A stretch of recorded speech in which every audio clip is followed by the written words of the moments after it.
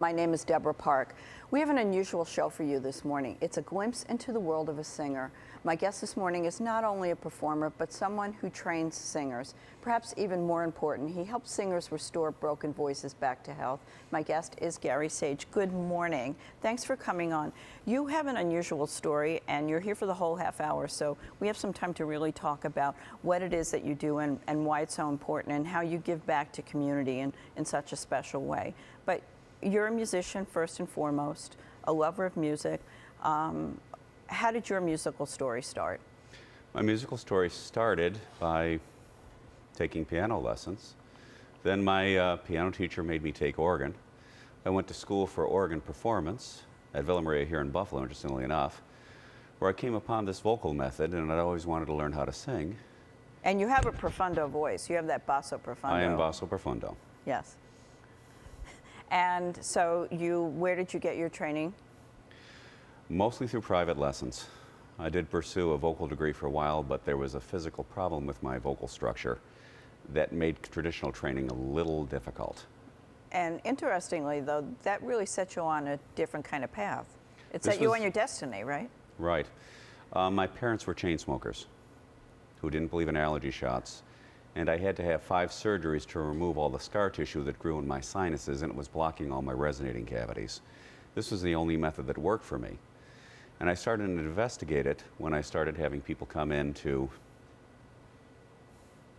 teach them how to sing, and it worked extremely well. And then I started getting people with vocal troubles, and it worked just as well with them as it did with anybody else, to the point where it restored their voices mostly back to full function. So the method that you're speaking of is what method? The method I'm speaking of is Burton Coffin's vocal method. Burton Coffin was a teacher at the University of Colorado. He was also the president of the National Association of Teachers of Singing from 1968 to 1972. The book I'm using specifically is called Overtones of Bel Canto. And bel canto means what? Bel canto means beautiful singing at its most. What it boils down to, though, a person who uses bel canto uses their voice in the safest, most efficient way possible so that any stress on the voice is minimized. And this is not only something that has applications for a singer, this is something that has applications beyond the singing world. It has applications in the health world, correct? Correct. How do you use that to help people? Well, basically, I train singers like I would an athlete. There's exercises specifically in here, and they're very specific as to what vowel works on what note and how wide your mouth should be. Okay. I basically give them, after I found out what their voice type is, the exercises have to be in the specific keys for the vocal type, and the singer basically drills them. And what I basically do is I teach them how to say the pronunciations of a singer, where this and this interact in the most positive fashion possible. Most forms of vocal training are under the belief that the sinuses and the vocal cavity are so small, there's no interaction between the vibration of the vocal cords and this. This method says this is small, but it reacts like any other musical instrument, where this is a tunable tube and this can have a pitch of its own. When this and this are in sync, the sound waves work together, assisting the vocal cords and reducing any stress on the vocal cords.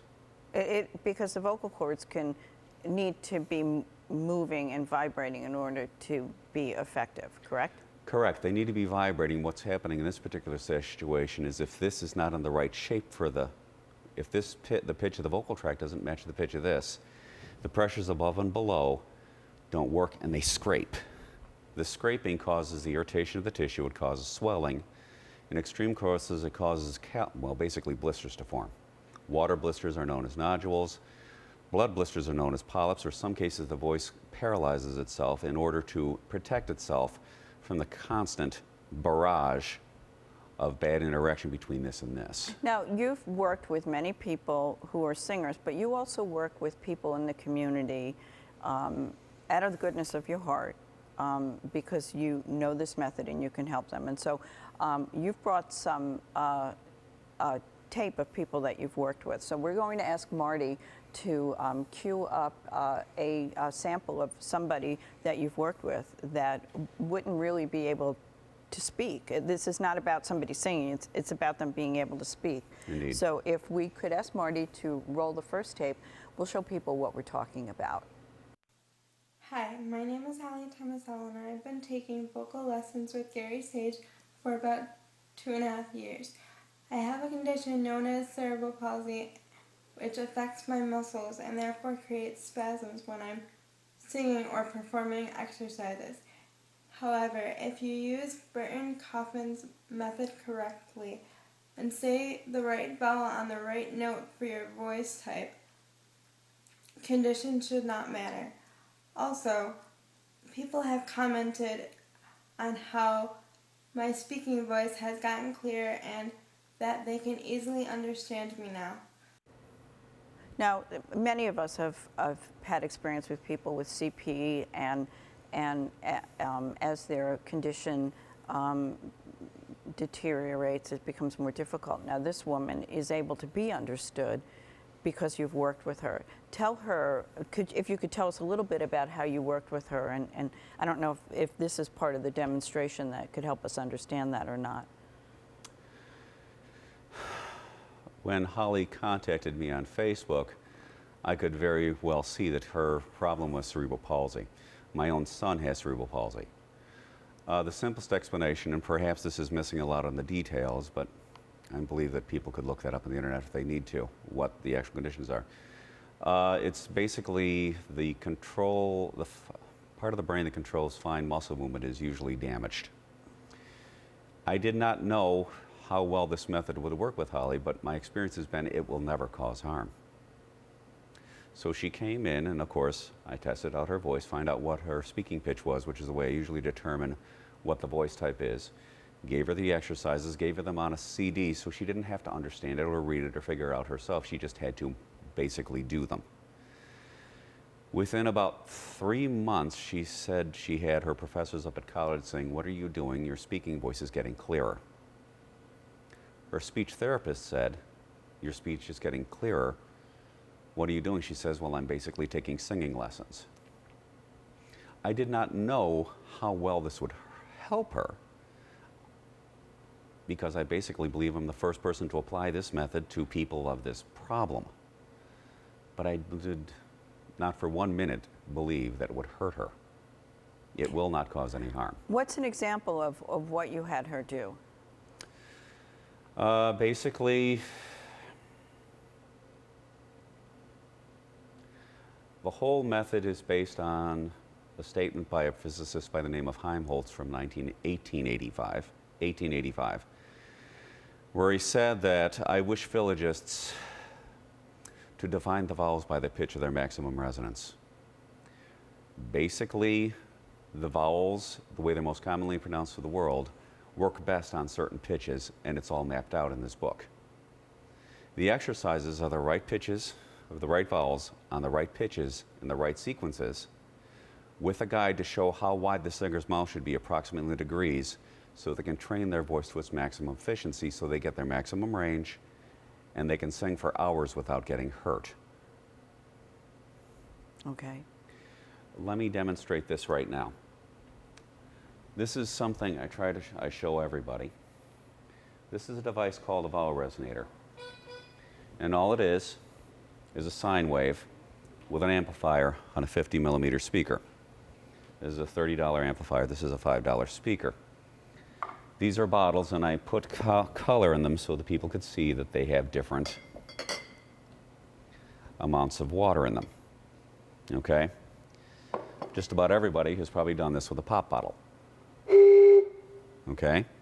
If I take water out, more air, lower pitch. Right.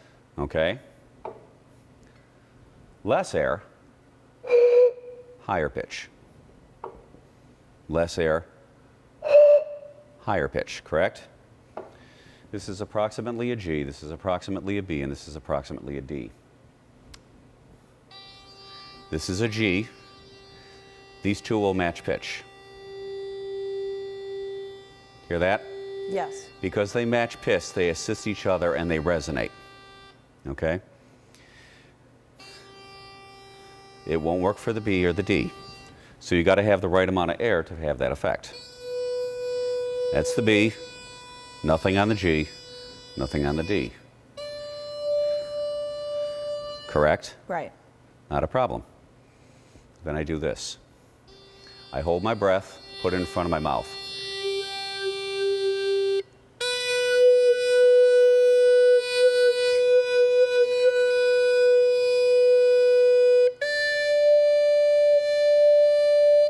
So my throat is a tunable tube like this bottle. That's how your voice works. This vibrates as a singer on a pitch. The best singers learn how to shape their mouth in a fashion where this effect is maximized.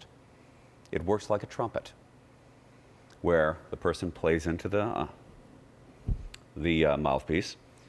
They buzz a pitch, they put the horn on, and they have to get the valves to the right length to make the pitch match. Or like a trombone, where they have to move the slide. Okay? That's how the voice works.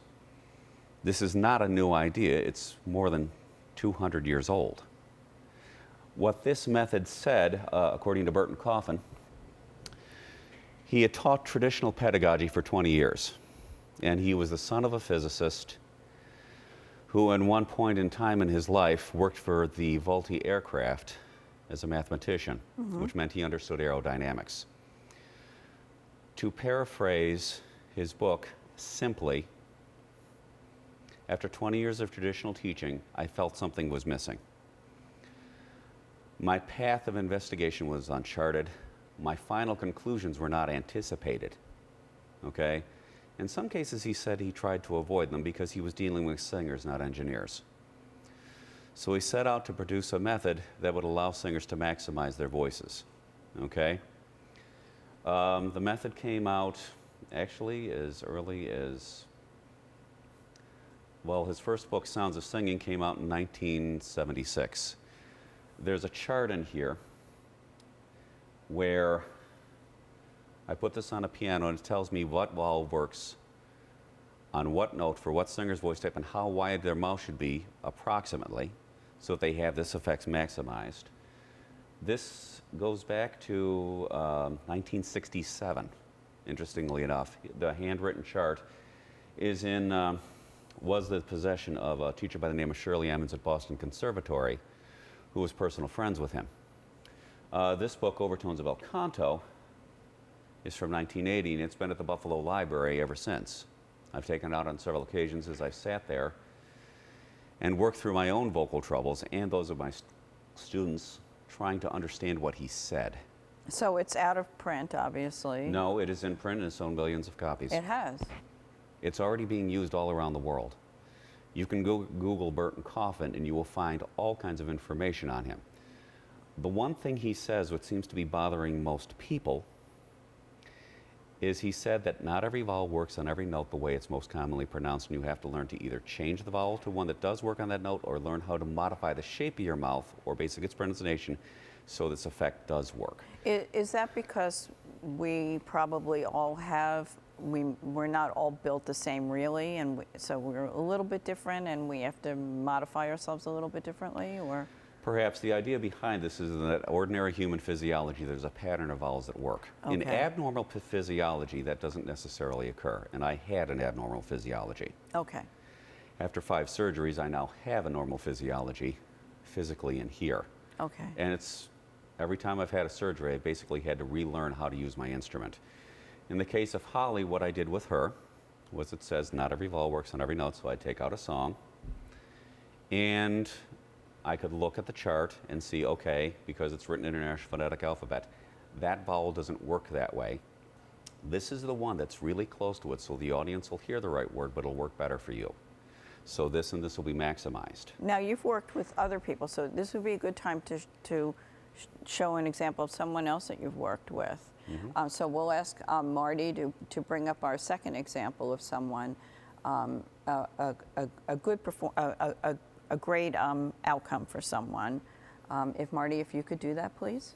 I've been singing for my entire life, and in 2002 I began taking lessons from Gary Sage, who uses Burton Coffin. Before, when I entered his studio, I had sung rock, and it had shortened my range, once I started using the Burton Coffin exercises, my range, not only did the notes that I had been missing return to me, but I can now sing higher than I ever could in my entire life. Another way Burton Coffin has really helped me personally is that I work with developmentally disabled adults, and I began a choir where I work. The Burton Coffin exercises are something everyone in my choir can do, and over the 4 years that I've worked with them, I've noticed their pitch improve, the quality of the singing has improved, and they're great exercises. People enjoy singing them. I also hear stories from parents and coworkers about how speech has improved, the quality and the quantity of speech seems to get better once these exercises are used. So in closing, the Burton Coffin exercises are fun and effective. You know, people would think, oh, you sing from the diaphragm and it's all good, but that's not really what it's about. There's three basic ways. People aren't aware there's three basic lines of thinking, maybe four you could say, to how the voice works. Most of it is based on the belief that this is just muscle and this has nothing to do with anything. Okay? So you breathe here, you open your mouth and push. But if it were that simple, everybody would sing well. Okay? Why are people flat? Why are people sharp? Why do people sound bad? Why do their voices die? Okay? Method number 2 actually says that I got to get the air going in the right directions. Okay? Usually they call it forward, which means out the mouth. If I put my hand over my mouth, it muffles things, and the idea is that singing back causes the airflows to disturb the vocal cords where they scrape. Okay? This method says it's not the air waves that are a problem, it's the sound waves and where they're interacting. Sound waves work like bike gears. Okay? When two things match pitch, they fit in between each other, and they assist each other, like this. When sound waves don't match, it's like two gears that don't match. In certain spots, they scrape, okay, or they tear. You know, people, when we listen to popular music, we hear people singing in very different ways, and I know that your ear is tuned to that, where you have people who just belt, you have people who just sing from the throat, and you know that's they're ready for doom eventually. It's very hard sometimes for me to listen to it. I teach popular singers. I actually have one young woman who's been Buffalo's best female vocalist for the last 3 years, and she's in her teens. And what's her name? Erin Sidney Walsh. Okay. And what's your advice for popular singers? My advice for popular singers is it's okay to sing with force as long as you're singing on a vowel that works on that note. The one you mostly be careful of is the ah vowel, especially if you're from Buffalo.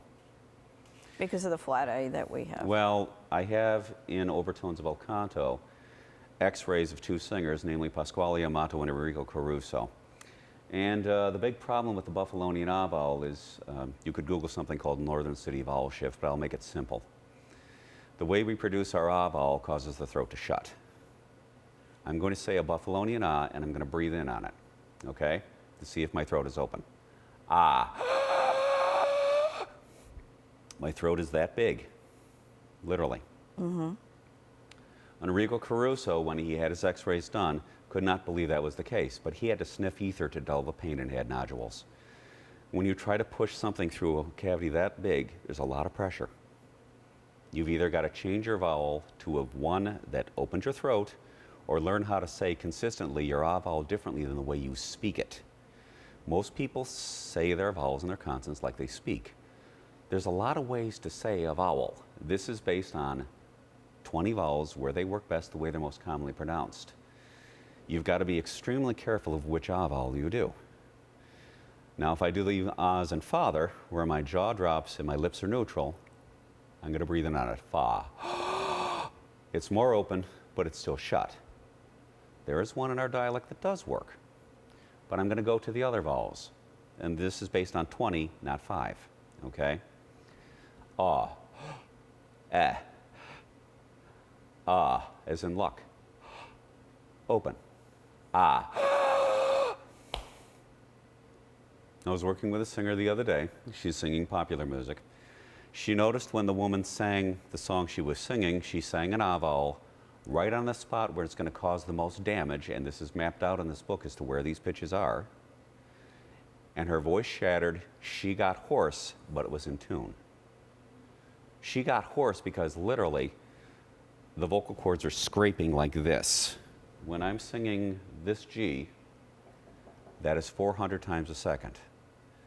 That's a fairly low note. I'm not talking about the operatic range, which is up here in 800 times a second. So at 400 vibrations per second, that's 9,000 times your vocal cords are rubbing together in 30 seconds.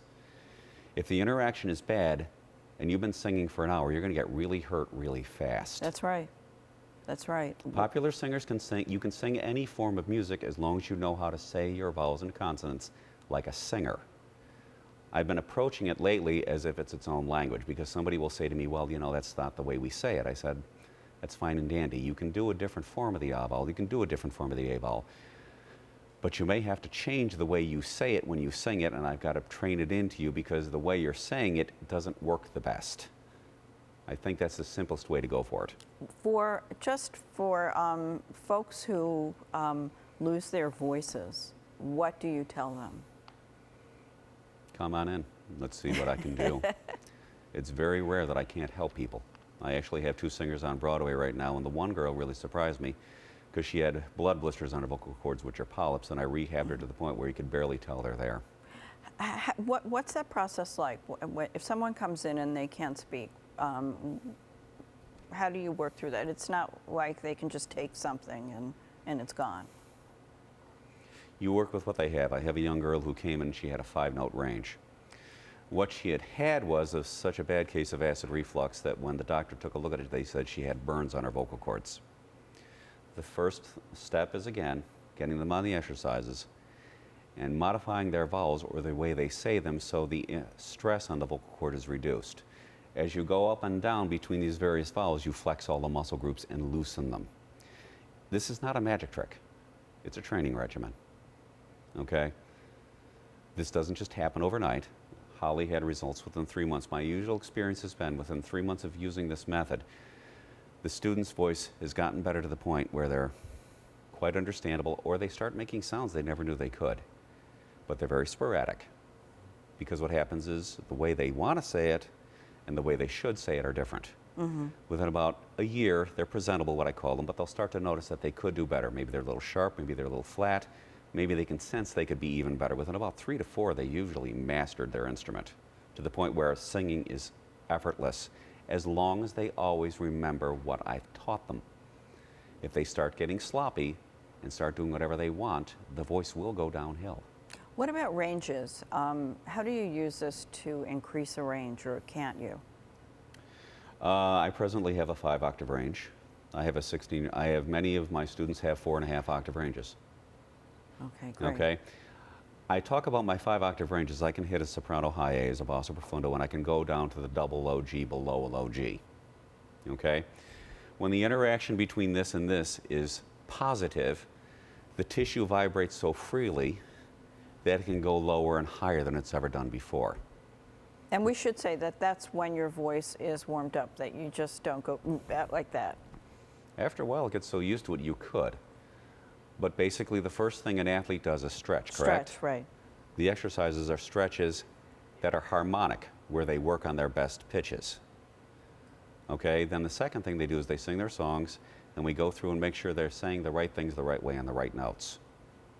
Correct. Okay, now let's take another look at another person that you've worked with. Mm-hmm. I'm not sure who it is, so we'll ask Marty to bring up the clip, and we'll take a look, and you can tell us about it after we take a look at the clip. Hi, the method for me, I came to Gary after I came back from some military training, and a lot of the yelling we have to do caused me to get some nodules on my vocal cords. I came to him instead of getting surgery done, and within just a matter of weeks they were rehabbed out. Also, I was originally pegged as a bass in high school and a baritone in college, and it never felt quite natural to me until I came here and my tenor voice came out, and my voice is much freer, it doesn't hurt anymore, and I have a much more capability with my voice. What are you doing right now? I'm a master's student at UB for teacher education. Thank you. Great. That's great. The nodules were gone within 6 to 8 weeks. That's usually what occurs. Sometimes it takes a little longer. It's very hard sometimes for teachers who speak all day long in a dry environment, but it heals up, okay? When this and this react, the tissue no longer has to grow calluses. It no longer grows blisters. Are there things other than exercises that you encourage singers to do or to take, or or do you encourage them to drink warm liquids or I do, but sleep basically you'll see all kinds of advice throughout the internet. I mean, this is the only thing I'm really doing different is using this book. Okay. And I do remember showing this to one of my students and going, would you know how to read that? And they said no, right? No.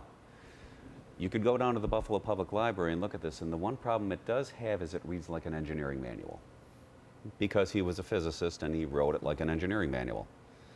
So is someone going to put that in normal, everyday language? That's what I'm doing. That's great. It's really easy to use. It's the simplest thing in the world to use. It really becomes very easy and free. As one student who came in, her voice had been paralyzed for 9 years. She was a natural singer who just did it. But then Graves' disease hit, which is a disease of the thyroid, and it got to the point where when she came in, she couldn't hit a C sharp, not a high C sharp, or C, without chanting to 2 notes at once. Within 5 exercises, she started to cry because it started to work. Her voice has been almost restored to full function. None of her college professors could help her. I could. That's remarkable. So the book, when do you have an end date in mind? I know you're busy helping people. Do you have an end date in mind? Yes, I'm figuring about maybe 3 to 6 months. 3 to 6 months. It's really pretty much already written, but I have all kinds of advice. Should I turn it into a scholarly work? Should I take it into a general how-to? And I don't know what to do. I mean, relatively speaking, this is coming. Right. It's already being used by the greatest singers in the world. I'm not so sure that Tony Bennett uses this method, but people said, how do you sing so well at 85? And he said, bel canto. I'm sure he does. Well, this has been a fascinating half hour, and I really appreciate that you came on. Tell us very quickly how people can get in touch with you. You can email me at sagebelcanto@aol.com. Okay. Or you can call my home phone, which is area code 716-824-9543. You can now Google me, too. Okay, great. You might find me hard to find. Well, that's it. Well, thank you. Thank you so much for coming on. And that's it for this edition for By the People. Thank you for joining us. And on behalf of everyone here at WIVB, have a great day. And we'll see you next week right here on Channel 4. Have a great weekend.